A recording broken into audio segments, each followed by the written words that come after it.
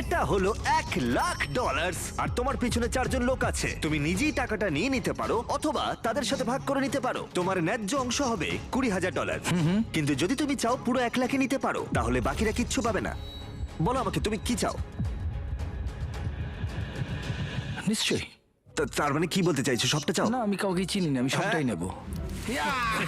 যদি তুমি সবটা নাও তাহলে ওরা কিচ্ছু পাবে না। হ্যাঁ, আমি জানি। ঠিক আছে,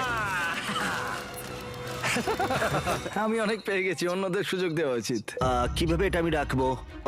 হ্যাঁ, সব চলে যাবে। এই 4,000-এর মধ্যে তুমি কতটা চাও? 0। কি মাত্র $4,000 বাকি আছে দেখে তোমার কেমন লাগছে? মানে মানুষটা সত্যি খুব লোভী। তোমার পরে দুজনের কেমন লাগবে বলে তুমি মনে করো? তাহলে আর 1,000 রইলো। আমি 500 নেব।